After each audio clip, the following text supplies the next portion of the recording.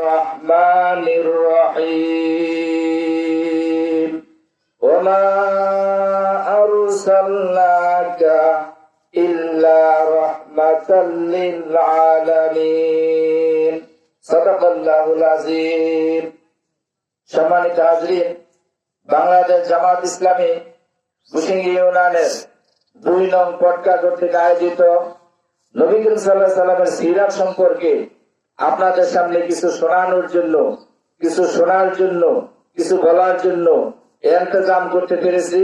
আপনারা আসতে পেরেছেন, এই মাহফিলে বসতে পেরেছেন, কথাগুলো শুনতে এবং বলতে পারছেন। সেই জন্য যে আল্লাহ রাব্বুল আলামিন আমাদেরকে নিয়ামত দান করলেন, আসার তৌফিক দিলেন, শোনার তৌফিক দিলেন এবং এই জায়গায় আমরা অ্যারেঞ্জমেন্ট করতে পেরেছি, সেই জন্য সর্বপ্রথম শুকরিয়া কার? আল্লাহ। শুকরিয়া কার? আমরা প্রাণ খুলে শুকরিয়া আদায় করিনি, আমরা বলি আলহামদুলিল্লাহ। অনেক মানুষ এই আলোচনা শুনেছে কিন্তু আসতে পারে না, ঠিক কিনা বলেন? এটা সম্পূর্ণরূপে একটি ব্যতিক্রমধর্মী আলোচনা, ঠিক কিনা বলেন? সেই জন্য আল্লাহ দিচ্ছেন আমাদেরকে তৌফিক, আমরা আবার শুকরিয়া আলহামদুলিল্লাহ। দুরূদ এবং সালাম বিশ্ব মানবতার মুক্তির দিশারি বিশ্ব নবী জনাবে মুহাম্মদ রাসূলুল্লাহ সাল্লাল্লাহু আলাইহি সাল্লামের প্রতি এবং যে সমস্ত ভাইরা ইসলামকে প্রতিষ্ঠিত করতে, দ্বীনকে প্রতিষ্ঠিত করতে জীবন দিয়েছেন, আল্লাহ সবাইকে যেন মাফ করে দেন, আমরা বলি আমিন। বিশেষ করে এই পরিবেশ বিগত 16 বছরে এই নামে জামাত ইসলামের নামে 2 নং পটকা মাইকিং হয়ে এই জায়গায় আলোচনা সম্ভব ছিল 1 মাস 2 মাস পূর্বে? কখনোই নয়। কেন? তারা ইসলামের চরম বিদ্বেষী ছিল।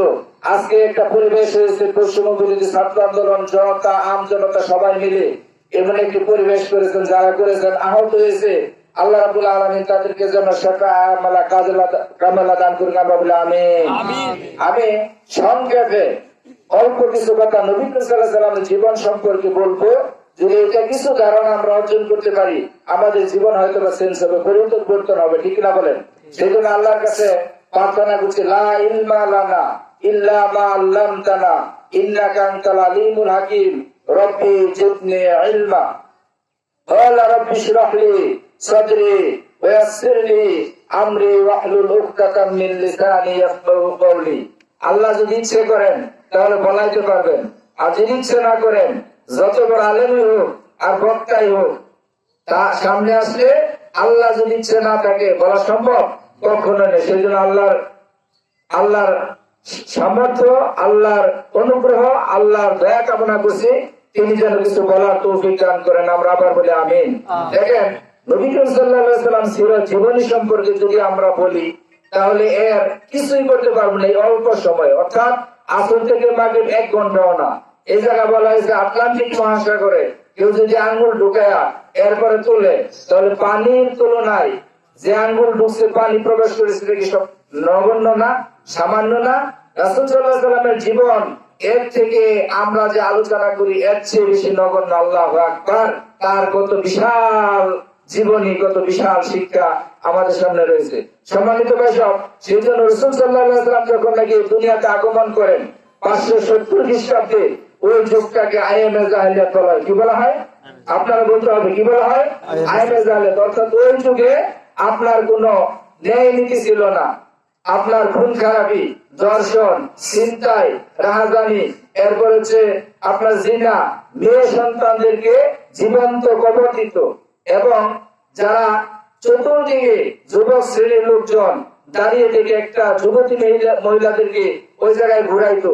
শুধুই তাই নয়, যদি কোনো গর্ভবতী মহিলা হতো তাহলে পেট ছেড়ে ওই বাচ্চাকে বের করে তারা উল্লাস করত এবং শুধুই তাই নয়, 100 বেশি মানুষ হত্যা করে গর্ববোধ করতো যে আমরা মানুষকে হত্যা করেছি। ওই যুগটাকে ইতিহাসের কথায় কি বলা হয়? আইএমএ জাহেলিয়াত বলা হয়। কোন যুগ বলা হয়? আইএমএ জাহেলিয়াত। এই যুগে আল্লাহ রাব্বুল আলামিন দেখেন, মানুষ যদি দাওয়াতি কাজ না করে তাহলে তো হবেই। আজকে আমাদের দেশেও যদি এই দাওয়াতি কাজ না করতো, ইসলামের দাওয়াতি কাজ না করতো, মানুষ আরো খারাপ হতো না ভাই? আজকে দেখেন যে সমস্ত শিক্ষা ব্যবস্থা আছে বর্তমানে, স্কুল এবং কলেজের শিক্ষা ব্যবস্থা, এই জায়গায় মানুষ কত খারাপ হয়, কত নিকৃষ্ট হয়, এটা আমরা দেখতে পারি।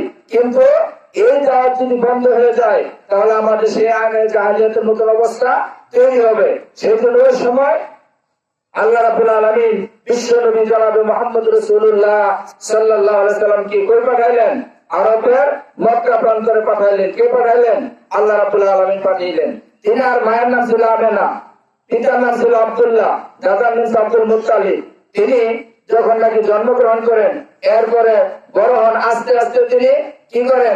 অনেক অলৌকিক কাহিনী আছে, ঘটনা আছে, সংক্ষেপে আমি বলতেছি।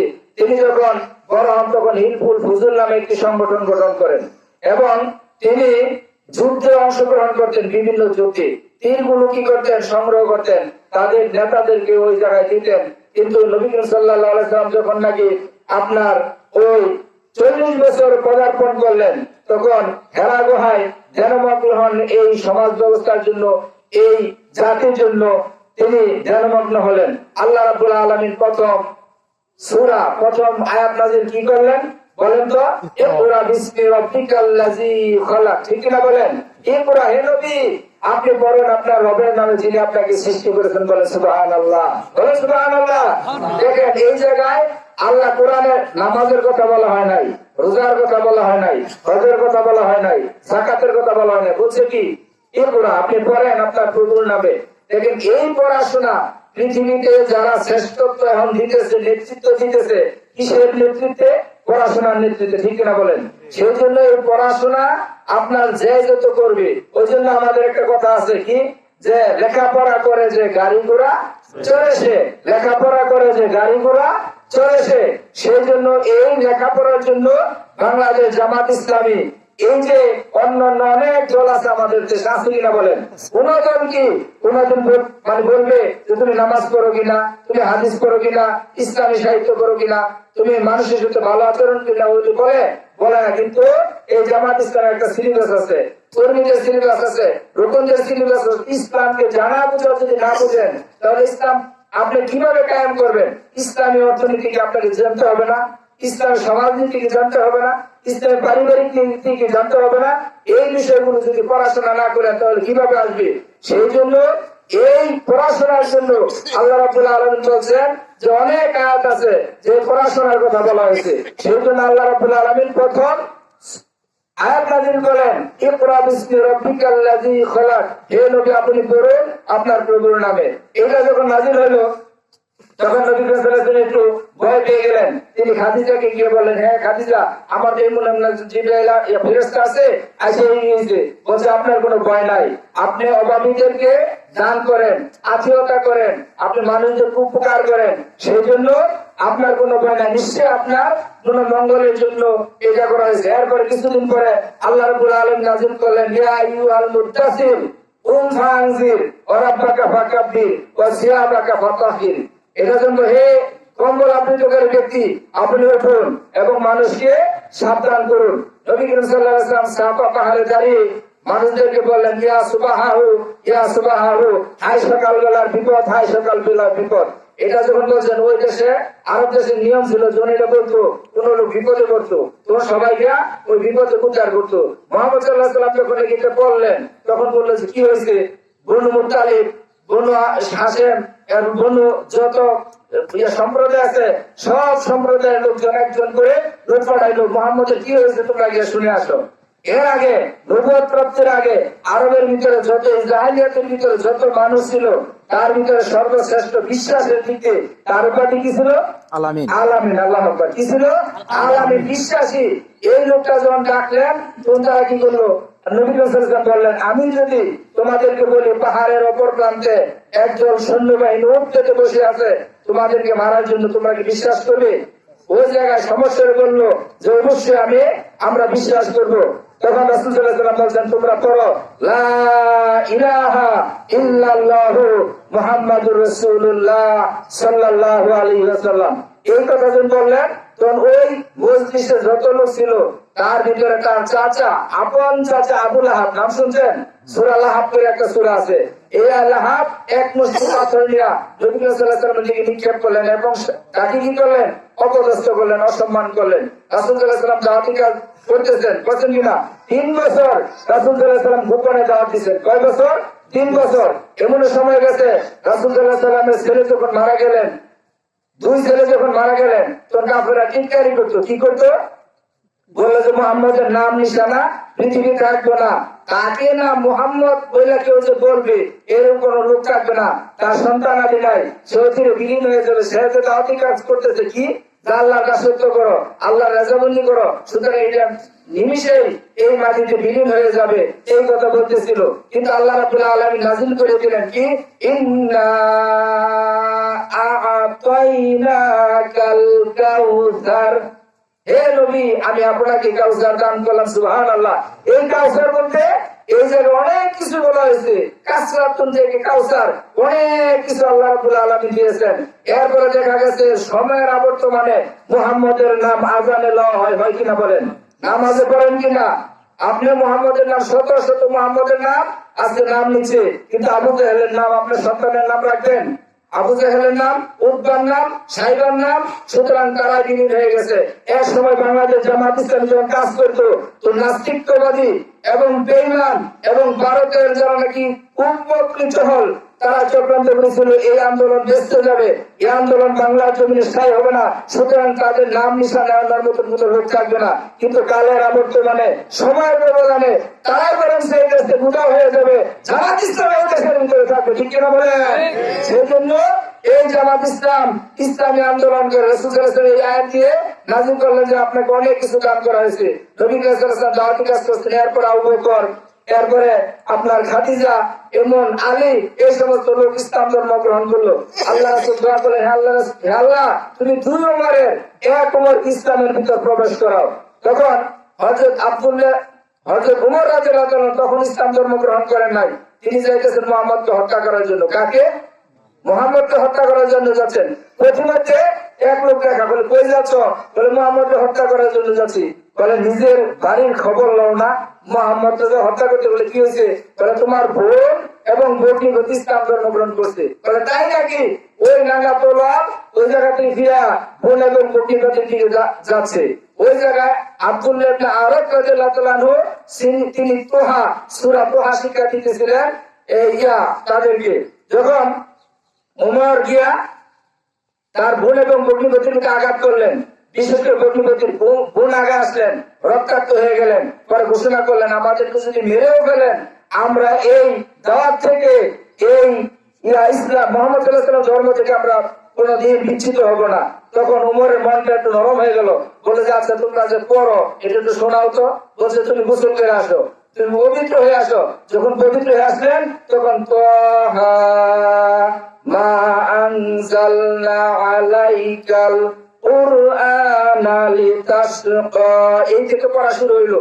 তখন অটোমেটিকলি উমরের মুখ থেকে প্রকাশ হলো, বাহ চমৎকার কথা তো। কেন বললেন? উমর রাদিয়াল্লাহু তখন ইসলাম ধর্ম বলবে। আব্দুল্লাহ ইবনে আরব বুঝে ঢুকে আসছিল, সব করে ভারিয়া বলে যে আল্লাহর কসম রাসূল সাল্লাল্লাহু আলাইহি ওয়াসাল্লামের দোয়া কবুল হয়েছে। কিছুদিন আগে রাসূল বলেছেন 2 ওমর 1 ওমরকে কবুল করো। এরপর আরো উমর মন নরম হয়ে গেছে, তিনারা নবী সাল্লাল্লাহু আলাইহি ওয়াসাল্লামের নিকট চলে গেছেন, গিয়া ঘোষণা করেছেন লা ইলাহা ইল্লাল্লাহু মুহাম্মাদুর রাসূলুল্লাহ সাল্লাল্লাহু আলাইহি ওয়াসাল্লাম, ইসলাম ধর্ম গ্রহণ। এরপরে উমর ঘোষণা করেন আজকে থেকে ইসলামের দাওয়াত হবে প্রকাশ্যে। কিভাবে? প্রকাশ্যে আযান হবে, প্রকাশ্যে আমরা আল্লাহর কথা বলবো, কোরআনের কথা বলবো, হাদিসের কথা বলবো, প্রকাশ্যে বলবো। ঠিক কিনা বলেন? এরপরে প্রকাশ্য এই দাওয়াতি কাজ শুরু হলো।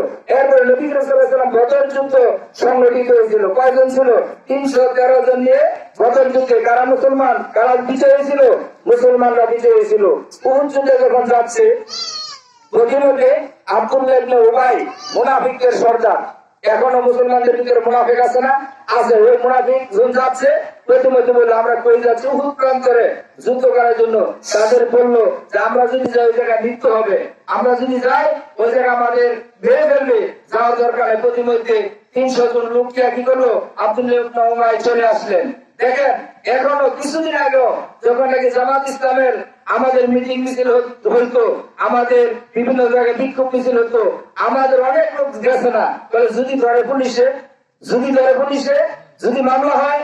ওই জন্য ডক্টর শফিকুল ইসলাম মাসুদ ঢাকা মহানগর উত্তরের সভাপতি, আমরা যখন নাকি জেলে ছিলাম বলছে ইসলামী ব্যাংকের এক লোক ছিল, তাহের ভাই, সে অ্যাকাউন্টে চাকরি করতো, সে বলছে যে আমি যদি ওই হোটেলে অর্থাৎ ওই রেস্তোরাঁয় না যাইতাম আপনাদের সামনে, তাহলে তো আমি জেলখানায় যেতাম না।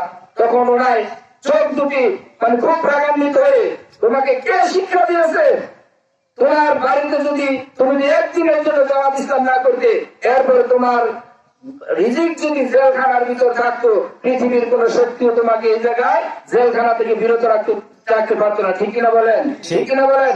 সেই জন্য কিছুদিন আগে জামাত ইসলাম একবারও করে নাই, কিন্তু বৈষম্যবিরোধী ছাত্র আন্দোলন করতে গিয়ে নিহত হয়েছে না, মারা গেছে না? সেই জন্য ইসলামকে প্রতিষ্ঠিত করতে গেলে যারা নিহত হবে, মারা যাবে, আল্লাহ তাদেরকে শহীদ হিসেবে কবুল করবেন এবং তাদের সম্মান আল্লাহ রাব্বুল আলামিন বাড়িয়ে দেবেন। ঠিক কিনা বলেন? উহুদ যুদ্ধ যখন নবী সাল্লাল্লাহু বাকি 700 জন নিয়ে গেলেন উহুদ প্রান্তরে, তখন ওই জায়গায় একটি গিরিপথ ছিল। এই গিরিপথে আব্দুল্লাহ ইবনে জুবাইরের নেতৃত্বে বললেন যে 50 জন তীরন্দাজকে বললেন যে আপনারা এই জায়গায় পাহারা দিলেন, আমরা যুদ্ধে যাই, যুদ্ধে যদি আমরা অংশগ্রহণ করি আর আমরা বিজয়ী হই, তাহলে আমার অনুমতি ছাড়া এই গিরিপথ আপনারা ত্যাগ করবেন না। এবং বলা হয়েছে যে আমাদের মাংস গোশত যদি কাকে ঠুকরা ঠুকরা খায়, এরপর আপনার এই গিরিপথ কিন্তু ছেড়ে যাবেন না। কে বলছেন এটা? রাসূল সাল্লাল্লাহু আলাইহি ওয়াসাল্লাম নির্দেশ ছিল। যখন উহুদ প্রান্তে যুদ্ধ শুরু হয়ে গেল, কাফেররা সব পালায় গেলেন। পালায়ন গেলেন, মুসলমানরা বলে সর্বনাশ, ওই যে গনিমতের মাল সংগ্রহ করার জন্য রাসূলের আদেশ করা, ওই জায়গায় 50 জন ওই গনিমতের মাল সংগ্রহ করতে গেছেন। এদিকে খালিদ ইবনে ওলীদ ওই সময় ইসলাম ধর্ম গ্রহণ করে না, পিছন দিক দিয়ে আইসা মুসলমানদের উপর এমন আক্রমণ করলেন, ওই যুদ্ধে মুসলমানরা কি করলেন, চরম মানে কঠিন সম্মুখীন হইলেন। এরপরে দেখা গেছে যে মুহাম্মদ সাল্লাল্লাহু আলাইহি ওয়াসাল্লামের মতন চেহারার মতন একটি চেহারা লোক সাহাবী মারা গেছেন। তখন সাহাবীরা বললো যে মুহাম্মদ সাল্লাল্লাহু আলাইহি ওয়াসাল্লাম মারা গেছেন, নবী মারা গেছেন, তা আমরা যুদ্ধ করে কি? তারা হতাশ হয়ে গেলেন। আর যুদ্ধ করে কি? আল্লাহর কাছে এটা সবচেয়ে অপছন্দনীয় হইলো, তিনি সাথে সাথে আয়াত নাযিল করে দিলেন, ওমা মুহাম্মাদুন ইল্লা রাসূল কাদ খালাত মিন ক্বাবলি রাসূল আফা ইন মাতা, যে বলছেন যে মুহাম্মদ একজন রাসূল ছাড়া আর কিছু না, তার পূর্বে অনেক রাসূল হয়েছে না, ঈসা, মুসা, হারুন এবং যত নবী আছে সব নবীরা তার সময় ছিলেন না, মারা গেছেন। তাহলে এই আয়াত নাযিল করার পর আবার তারা যুদ্ধ করেছেন। এখন আমরা যে আন্দোলন করি, আমরা যে যদি আমরা কি আমাদের মতিউর রহমান নিজামী সাহেব মারা গেছেন, আমরা কি বলছি নিজামী নাই, আমাদের আন্দোলন করার দরকার না? বিষয়টা কি তা না? হাজার হাজার মতিউর রহমান নিজামী আছে। সাইদি সাহেব মারা গেছে, আমরা কি বলছি সাইদি সাহেব মারা যায় না, মারা গেছে, আমরা কি করবো না? সাইদি সাহেব নাই, আমরা এই দাওয়াতি কাজ করতেছি। কিয়ামত পর্যন্ত একটি দল থাকবে যারা কোরআনের আহ্বান করবে, রাসূলের আহ্বান করবে এবং ইসলামের দিকে দাওয়াত দেবে। ঠিক কিনা বলেন? ঠিক কিনা বলেন? সেই জন্য এই দাওয়াতি কাজ করেছেন, তারা মারা গেছেন। নবীরা এক সময়ের পরে মক্কা বিজয়ের পরে পৃথিবীতে নাই।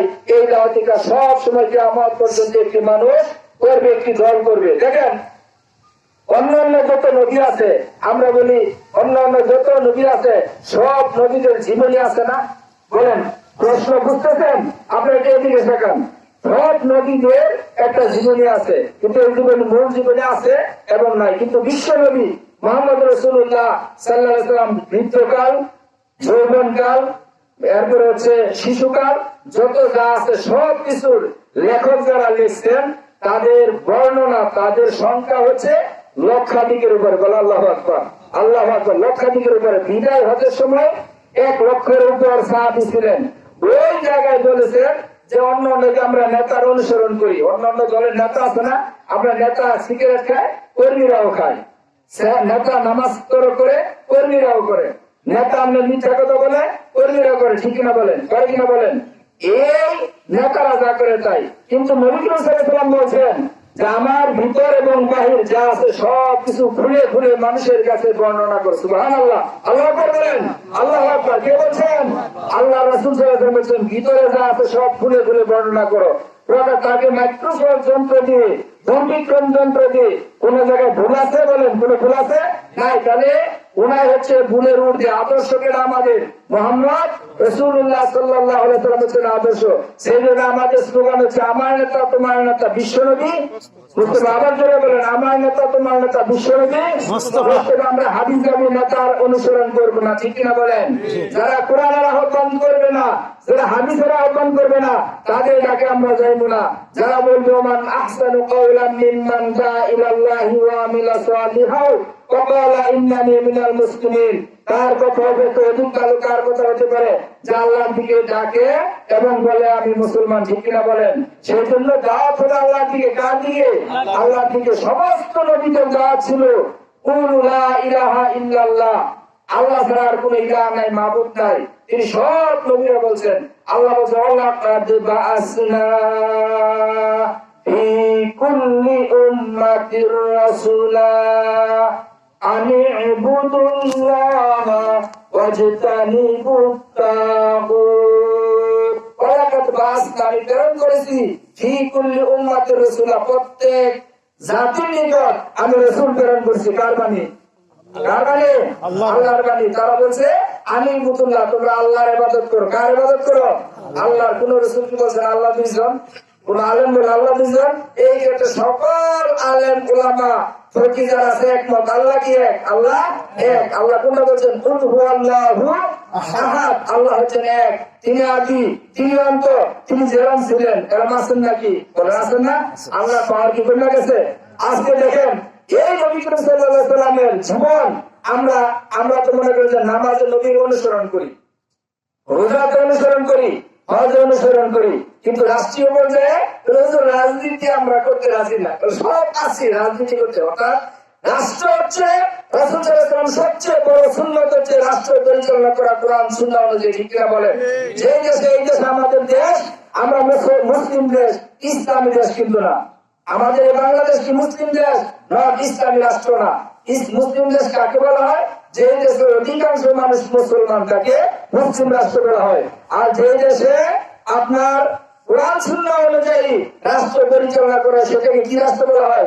ইসলামী রাষ্ট্র বলা হয়। তাহলে আমরা কি ইসলামী রাষ্ট্র আছে?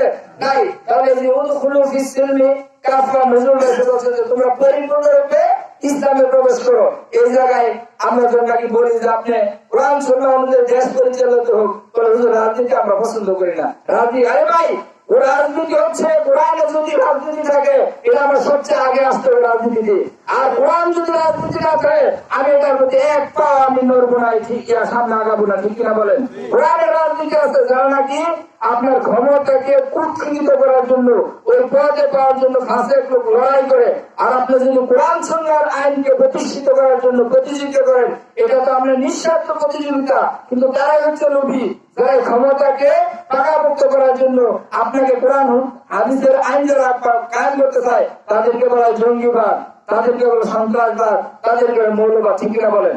ঠিক কিনা বলেন? সেই জন্য এগুলো আমাদেরকে চাওয়া যাবে না। আমাদেরকে কোরআন সুন্নাহর আইনের পক্ষে আমাদেরকে থাকতে হবে, ঠিক কিনা বলেন? এর অনুযায়ী নবী সাল্লাল্লাহু আলাইহি ওয়াসাল্লাম যখন নাকি যুদ্ধ করে সাহাবীগণ ইন্তেকাল করলেন, এরপরে শাহাদাত বরণ করলেন, নবী সাল্লাল্লাহু আলাইহি ওয়াসাল্লাম আসলেন। এসে এর আগে নবী সাল্লাল্লাহু আলাইহি ওয়াসাল্লাম যখন মক্কায় 10ম হিজরিতে নবী সাল্লাল্লাহু আলাইহি ওয়াসাল্লামের